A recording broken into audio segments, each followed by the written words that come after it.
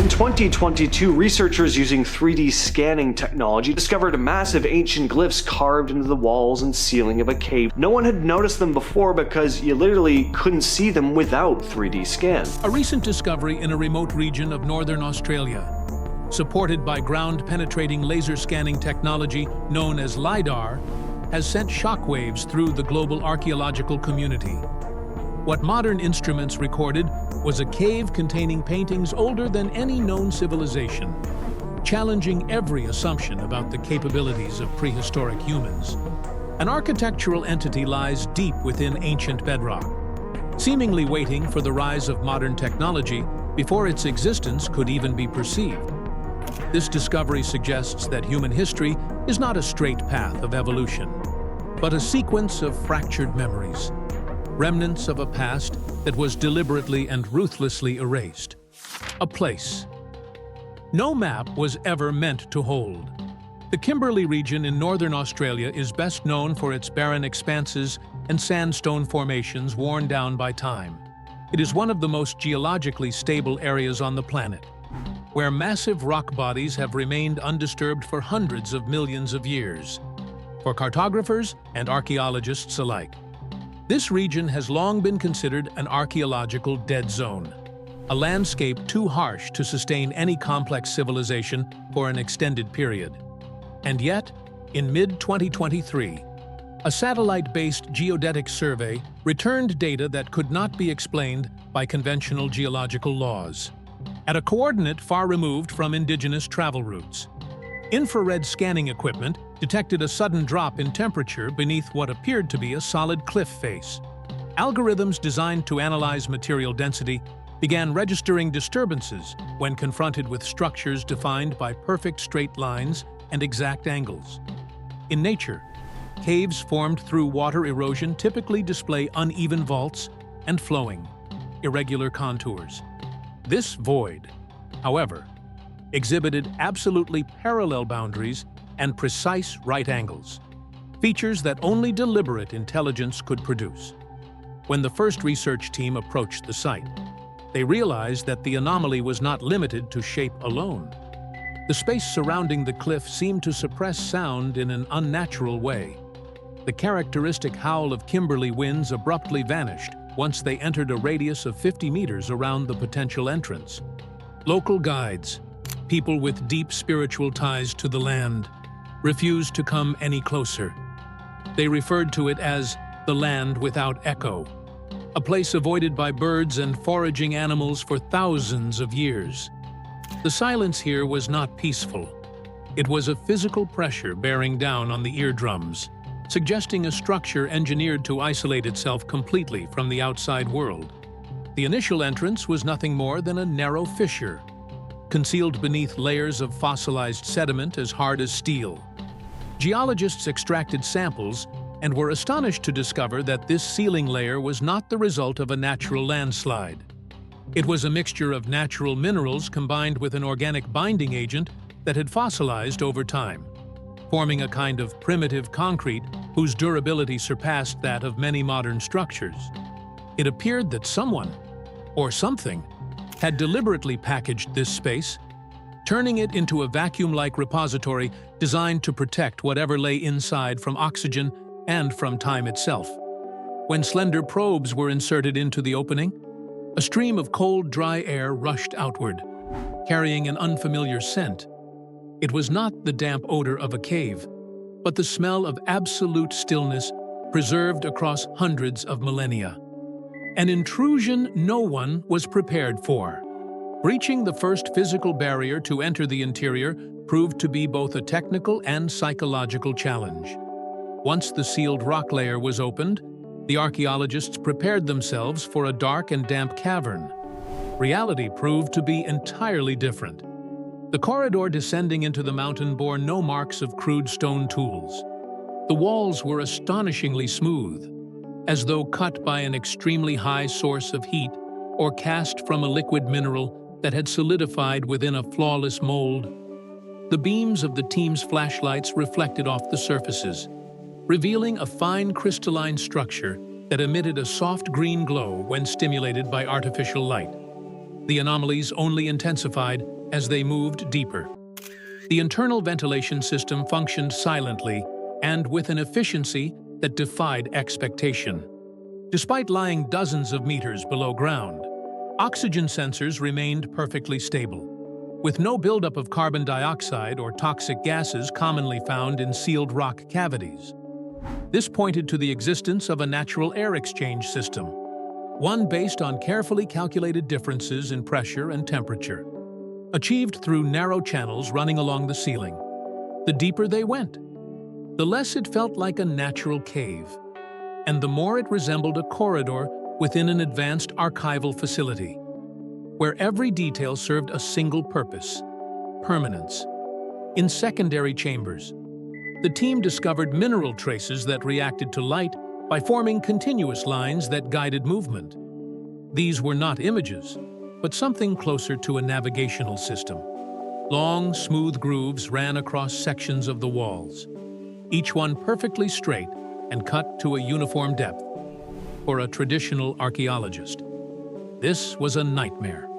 According to all established theories, humans tens of thousands of years ago possessed only stone and bone tools, implements incapable of producing such clean cuts in hard sandstone without leaving fractures or chipping.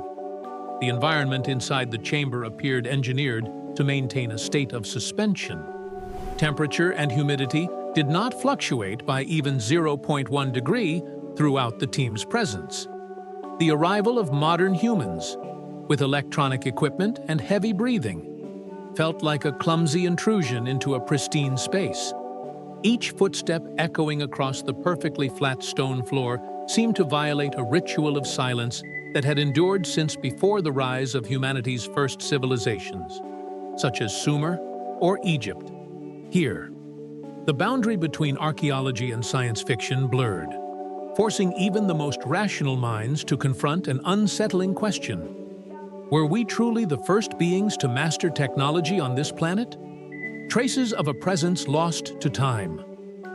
The corridor's final destination opened into a vast chamber where silence became almost tangible. Here, beneath a layer of sediment as fine as cosmic dust, the research team discovered 3 sets of human remains. The presence of bones in an ancient cave is not unusual. What stunned anthropologists was their state of preservation and their placement. Initial age assessments using radiocarbon analysis and thermoluminescence testing of the surrounding sediment returned an almost unthinkable result: 120,000 years. 120,000 years ago. According to every history textbook, human ancestors known as Homo sapiens had only just begun small-scale migrations out of Africa. They are portrayed as simple foragers, struggling day to day with flickering fires and crudely chipped stone tools. Yet these 3 individuals told a completely different story.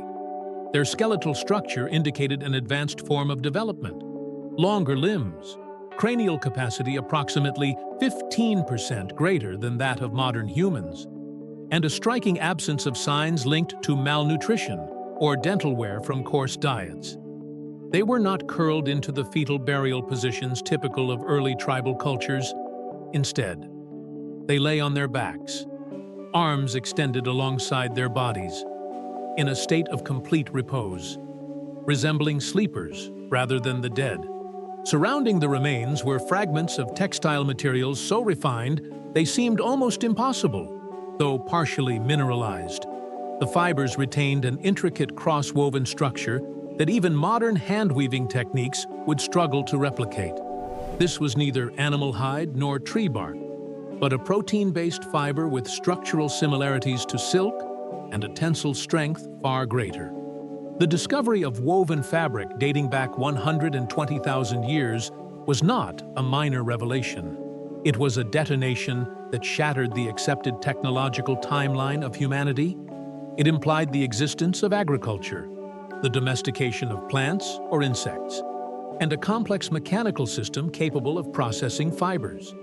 Yet the most unsettling detail lay in how these individuals had been preserved.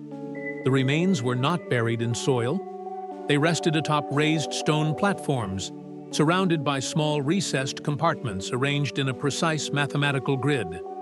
These compartments contained residues of chemically stable compounds, suggesting they once held energy sources or biological preservation agents.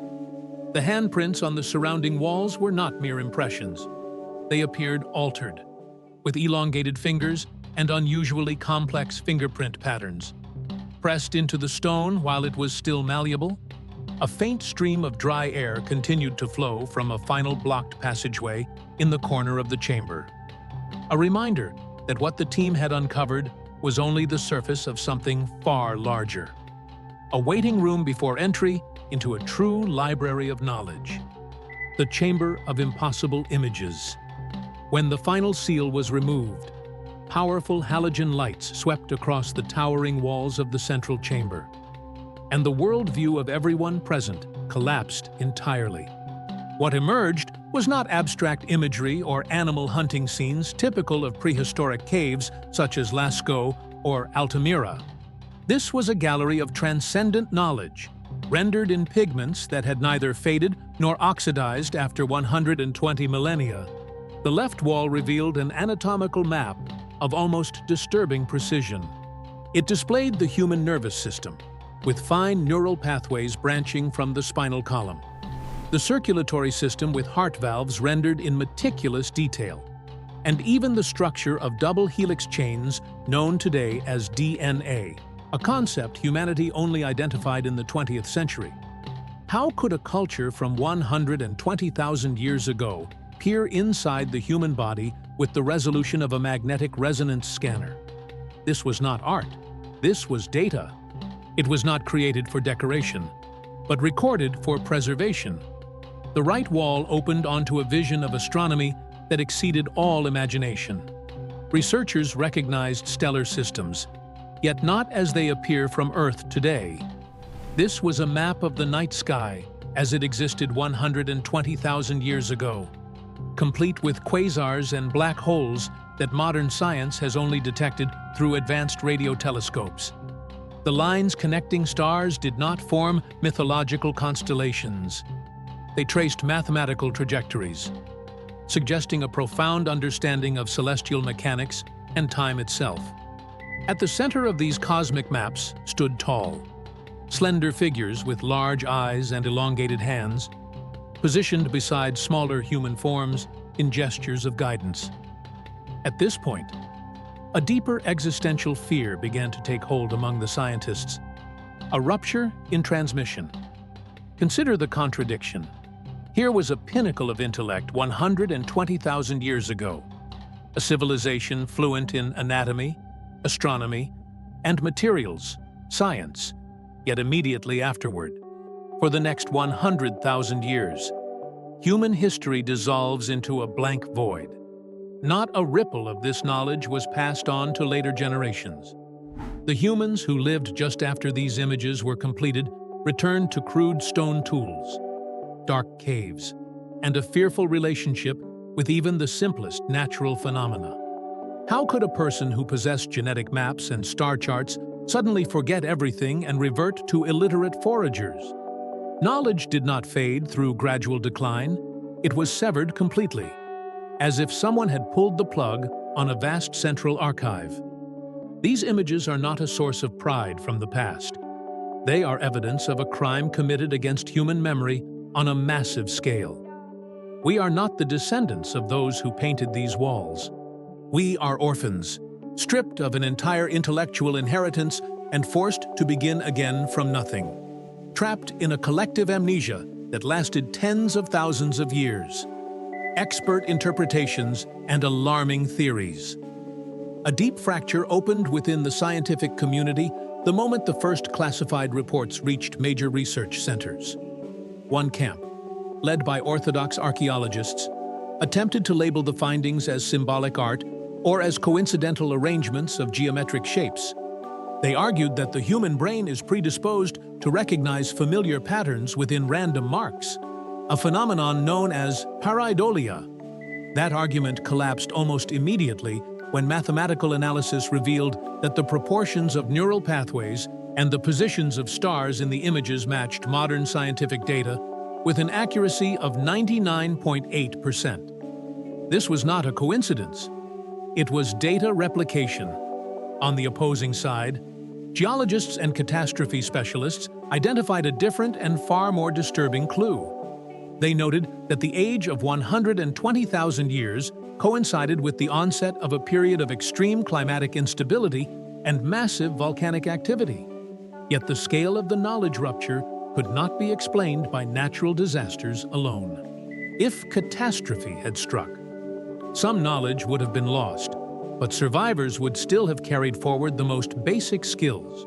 In this case, the erasure was absolute. This led to the emergence of a hypothesis described as a cognitive catastrophe. Some independent experts began to argue that a deliberate reset event had occurred. The tall figures depicted in the paintings were not gods, but overseers of the human process. When the civilization of 120,000 years ago reached a certain threshold of understanding, its memory was completely erased. The cave paintings may not have been created to celebrate achievement, but as a final desperate act, a sealed black box left behind by those who knew they were about to forget everything they once were. The greatest fear does not lie in not knowing who they were, but in realizing what we are. If this hypothesis is correct, modern humanity is merely a reboot version. We inhabit a planet whose past has been reformatted multiple times. Those paintings resemble a genetic scar, a reminder that we were once godlike, possessing knowledge that we now spend thousands of years rediscovering under the name of modern science. The recurring presence of the tall figures across every catastrophic phase depicted on the walls suggests intentional external influence, entities that ensure whenever humanity becomes too knowledgeable, it is returned to the Stone Age to begin a new cycle of submission, the cover-up, and a message for the future. Shortly after the first images of anatomical diagrams and star maps were leaked, the entire Kimberly region was sealed off by military forces under the justification of special national heritage protection. The initial research teams were required to sign strict confidentiality agreements, and many of them vanished from public scientific discourse. Detailed reports referencing the 120,000-year timeline were gradually replaced with vague descriptions of a unique primitive culture, a narrative designed to pacify public curiosity and preserve the existing world order. Why is this truth so dangerous? Because if humanity were to realize that its history is not a continuous ascent, but a series of loops marked by stolen knowledge, every current structure of power, religion, and education would collapse. We would no longer look at museums with pride, but with bitterness for what was lost. Those cave paintings are not merely remnants of the past. They are a chilling warning addressed to us, a species growing complacent with artificial intelligence and space technology in the 21st century. They remind us that our knowledge today, our smartphones, space stations, and genetic discoveries, could all one day become silent pigments on a cave wall, waiting for another amnesiac species to rediscover tens of thousands of years from now? The final question is not where did they go, but when will it be our turn to be erased? Are we truly evolving, or simply approaching the end point of a cycle in which forgetting is the only reward for wisdom? We are orphans on our own planet, wandering through the vast library of our predecessors without knowing how to read the books they left behind. Look again at the handprints on the stone walls. They are not greetings. They are the cry for help of a civilization that understood one terrifying truth. The most frightening fate is not death, but being forgotten by one's own descendants. Do not let the cycle repeat. Join us as we trace the remaining fragments of human memory before the next wall is sealed forever. Subscribe so you do not miss the truths hidden in the shadows of history.